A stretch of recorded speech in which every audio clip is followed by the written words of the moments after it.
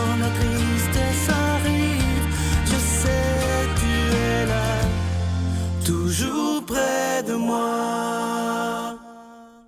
Bon vendredi, bienvenue à votre émission de la Victoire de l'amour. J'espère que vous allez bien cette belle journée. On prend le temps de rejoindre quelqu'un qu'on apprécie beaucoup. Ça a été enregistré avant le confinement, donc dans nos vrais studios, le docteur Valérie Julie Brousseau.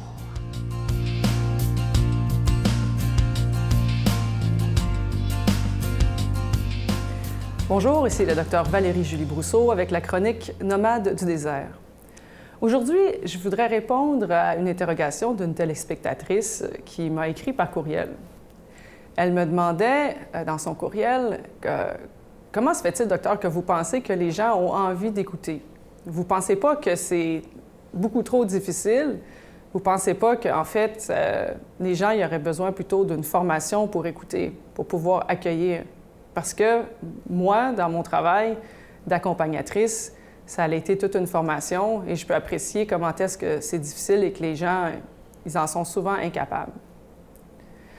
Alors, pour répondre à cette question-là, je suis tout à fait d'accord. Écouter, c'est difficile. Une des raisons pourquoi j'ai décidé d'en parler, c'est parce que moi-même, c'est quelque chose que j'ai à travailler, c'est quelque chose qui est un défi pour moi. J'ai toujours l'impression d'avoir quelque chose d'intéressant à dire, de peut-être même avoir l'arrogance de penser que ce que j'ai à dire est plus intéressant que pour les autres. Et j'aime bien me faire écouter, moi aussi. On a tous ce réflexe-là, c'est parfaitement humain. D'autre part, on a tous eu l'expérience de ne pas être écouté. Et l'expérience de ne pas être écouté, c'est une expérience pénible, c'est une expérience douloureuse. D'autre part, lorsque nous sommes écoutés, c'est une expérience de communion, c'est une expérience qui nous fait grandir et c'est aussi une expérience que nous recherchons.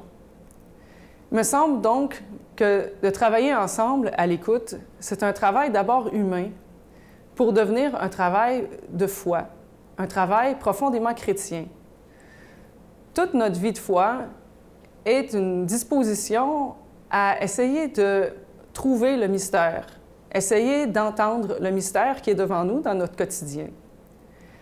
Il y a quelque chose dans la relation à l'autre qui est fondamental. On a l'impression que si on est en silence, que rien se dit, qu'on ne communique pas, qu'on n'arrive pas à entrer en communion.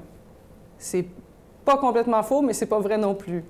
Mais on a l'impression aussi que parce qu'on parle, qu'on va nécessairement entrer en communion et qu'on va nécessairement se rejoindre les uns les autres. Ça peut être vrai, mais ce n'est pas nécessairement non plus. Il y a donc une dynamique fondamentale, autant dans le silence que dans la parole, qui nécessite l'écoute. Cette écoute, elle est le nœud de la relation.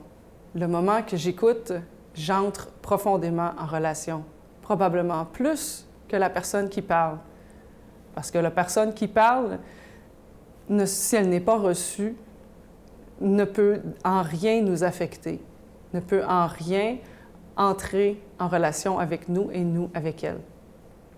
Donc, je vous invite à réfléchir sur justement la difficulté de l'écoute, à réfléchir sur comment vous écoutez vos proches, comment vous écoutez surtout ceux que vous n'avez pas envie d'entendre, et tout particulièrement, comment vous écoutez lorsque vous priez. Est-ce que vous parlez? Est-ce que vous faites juste silence? Ou est-ce que vous êtes dans une disposition de réception qui permet d'être transformé? À très bientôt.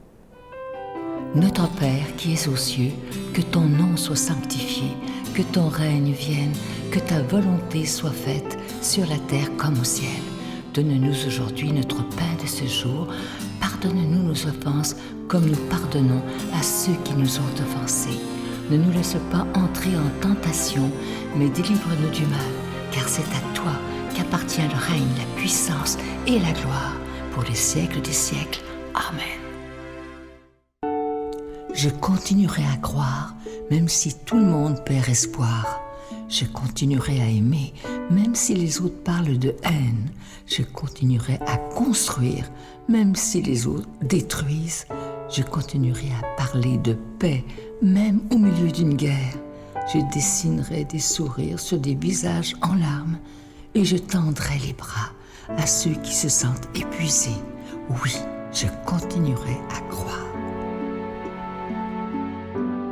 Je prends quelques instants pour solliciter votre aide pour le ministère de la Victoire de l'Amour. Vous savez que malgré le confinement, on fait tout ce qu'il faut pour être capable de quand même enregistrer en respectant les consignes de la santé publique. Ça, c'est extrêmement important, autant au niveau personnel que professionnel. Et moi, je vous promets que nous ferons tout pour rester en ondes 7 jours par semaine. Merci de tout cœur de ce que vous ferez pour la Victoire de l'Amour. Vous savez que les églises sont fermées, il n'y a plus de célébration. Il ne reste présentement que la victoire de l'amour au niveau spirituel. Et il ne faut surtout pas perdre l'émission. C'est extrêmement important. Le cadeau du mois, il est beau pas à peu près. Et c'est une magnifique croix en pendentif. Elle est plaquée nickel argenté. Et au centre, c'est orné d'un diamant synthétique. Et il est autant pour hommes que pour femmes. Et ce que j'aime, c'est qu'il est d'une grande, grande simplicité. Alors, je vous donne l'adresse. La Victoire de l'amour, case postale 120, succursale Boucherville à Boucherville, le J4B 5E6, je vous la redonne. La Victoire de l'amour, case postale 120,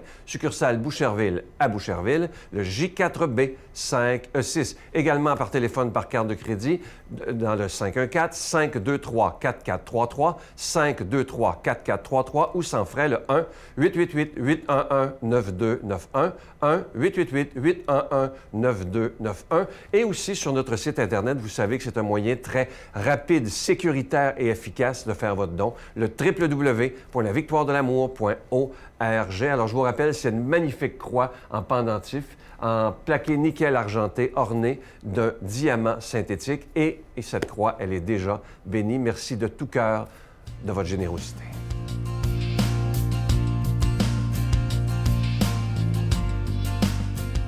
Mon Dieu, donnez-moi la sérénité d'accepter les choses que je ne peux changer, le courage de changer les choses que je peux et la sagesse d'en connaître la différence. Amen. Aujourd'hui, la parole de Dieu est proclamée par quelqu'un qu'on apprécie beaucoup. Il est aumônier à la prison de Bordeaux, l'abbé Stéphane Roy.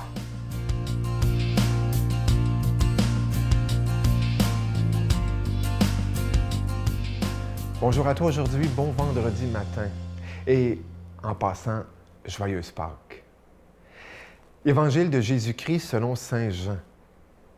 Après cela, Jésus se manifesta encore aux disciples sur le bord de la mer de Tibériade. Et voici comment. Il y avait là ensemble Simon-Pierre, avec Thomas appelé Didyme, c'est-à-dire jumeau, Nathanaël de Cana de Galilée, les fils de Zébédée, et 2 autres de ses disciples. Simon-Pierre leur dit, « Je m'en vais à la pêche. » Ils lui répondent, « Nous aussi, nous allons avec toi. » Ils partirent et montèrent dans la barque. Or, cette nuit-là, ils ne prirent rien. Au lever du jour, Jésus se tenait sur le rivage, mais les disciples ne savaient pas que c'était lui. Jésus leur dit, « Les enfants, auriez-vous quelque chose à manger? » Ils lui répondirent, « Non. » Il leur dit, « Jetez le filet à droite de la barque, et vous trouverez. » Ils jetèrent donc le filet, et cette fois, ils n'arrivaient pas à le tirer, tellement il y avait de poissons. Alors le disciple que Jésus aimait dit à Pierre, « C'est le Seigneur. » Quand Simon-Pierre entendit que c'était le Seigneur, il passa un vêtement, car il n'avait rien sur lui, et il se jeta à l'eau. Les disciples arrivèrent en barque, traînant le filet plein de poissons.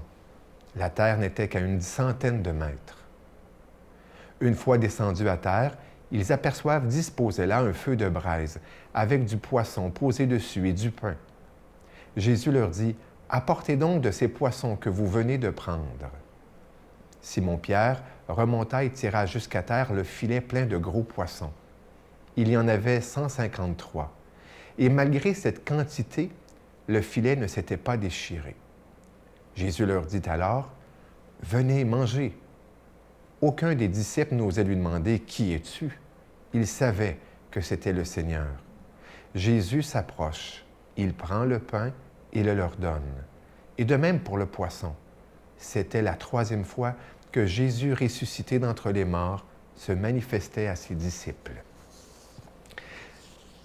Eh bien, on est vendredi de Pâques, vendredi de l'octave de Pâques. Et voilà pourquoi je t'ai souhaité joyeuse Pâques au début de notre rencontre, parce que l'octave, cette semaine de Pâques, c'est comme un seul jour.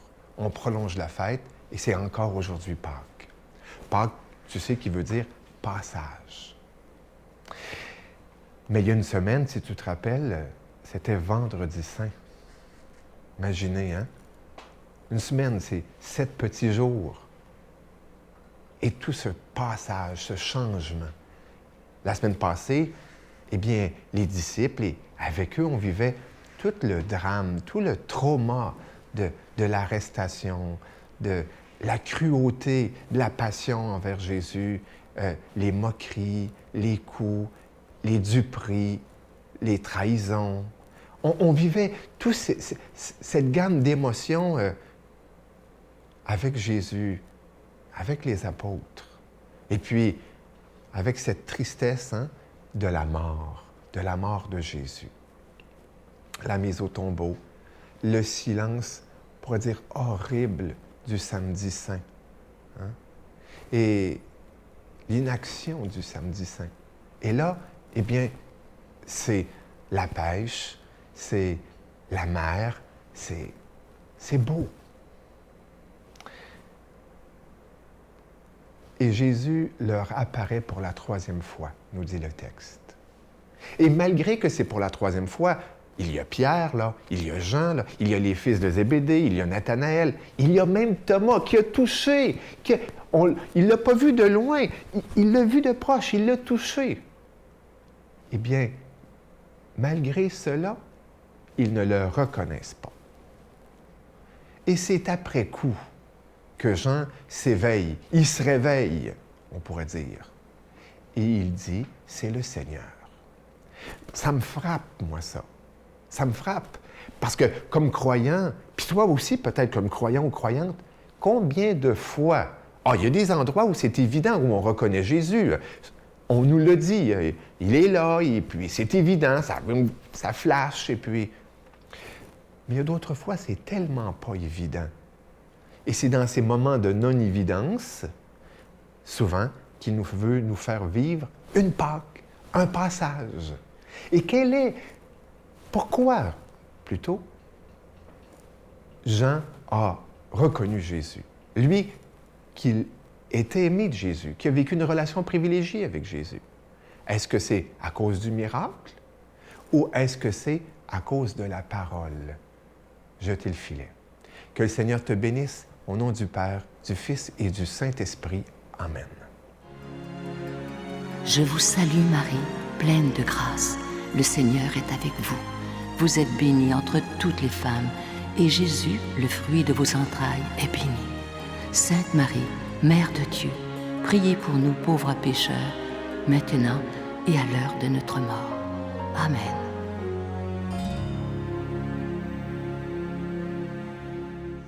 Avant de vous quitter, je veux juste vous expliquer, parce qu'il y a des gens qui téléphonent au bureau, qui écrivent, ils sont tout mêlés, parce qu'il y a des choses... Bon, vous me voyez ici dans un studio qui est normalement fait pour le montage. Normalement, on ne fait pas de télé ici. C'est à cause du confinement. Donc, le caméraman est à peu près 3 mètres de moi. Je mets mon micro moi-même. Mais vous voyez aussi parfois les chroniques qui sont faites dans le vrai studio. Alors, c'est que ça a été enregistré avant les consignes. C'est très important que vous le sachiez, parce que depuis le début, la Victoire de l'amour respecte toutes les consignes du gouvernement. Et ça, j'y tiens, autant au niveau du travail, parce que vous savez que notre personnel travaille de la maison. Ils répondent au téléphone, chacun chez eux. Et je veux prendre le temps de vous dire merci d'ailleurs de continuer votre grande générosité. Ça me touche beaucoup. Ne lâchez pas, parce que s'il fallait qu'on perde la Victoire de l'amour en cette pandémie, l'émission ne reviendrait jamais. Alors, il est très important de continuer par votre prière, mais aussi par les moyens que vous avez, sans vous vider les poches, bien entendu, surtout dans le contexte actuel. Mais merci de faire famille avec nous et je vous souhaite la plus belle des journées, malgré tout ce qui se passe présentement. Regardons ce qu'il y a de beau et de grand.